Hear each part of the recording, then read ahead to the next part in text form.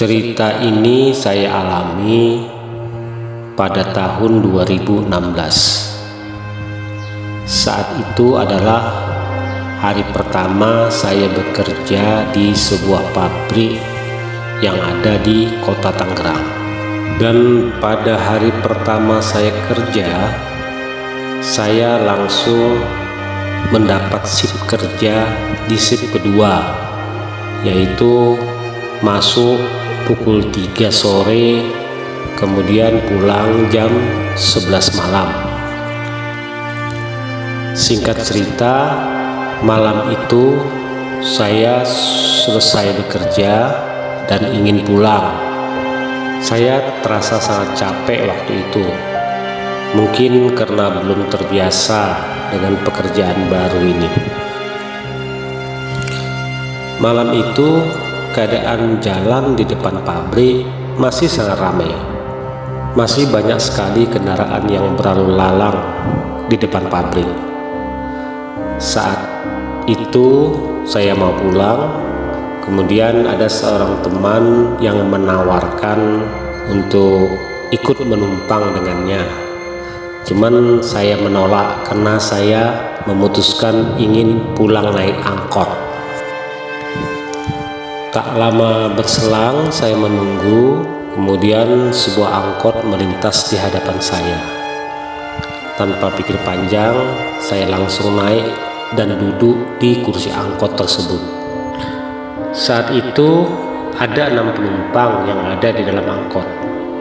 Supir, saya sendiri, dan 4 orang penumpang lainnya. Di dalam perjalanan, saya merasakan hawa di dalam angkot itu terasa sangat panas dan pengap, dan terkadang berbau anyir dan busuk tercium. Seperti itulah yang saya rasakan. Jadi selama perjalanan saya terus menutup hidung saya, karena semakin lama bau itu semakin menusuk.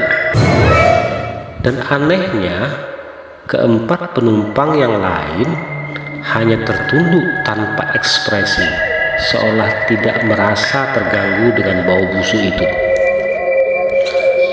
Karena tidak tahan lagi dengan bau busuk itu, saya pun memutuskan berhenti di tengah jalan. Setelah angkot tersebut berhenti, saya bergegas keluar dan segera memberi uang kepada sang supir. Tapi bukannya menerima uang, supir itu malah menolaknya. Tidak usah, maaf atas ketidaknyamanan angkot saya. Angkot saya memang sudah bau sejak kecelakaan minggu lalu, ucap sang supir sambil dengan perlahan menoleh ke arah saya. Dan betapa terkejutnya saya ketika melihat wajah si sopir angkot itu ternyata hancur sebagian.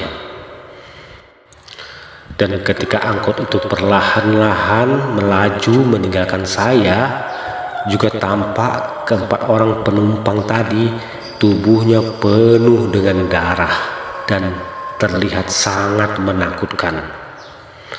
Saya pun mencoba berteriak, namun seolah ada tangan yang menekap mulutku. Ketika angkot berhantu itu sudah menghilang, barulah saya bisa berteriak dengan kencang, sehingga warga di sekitar berdatangan menghampiri saya.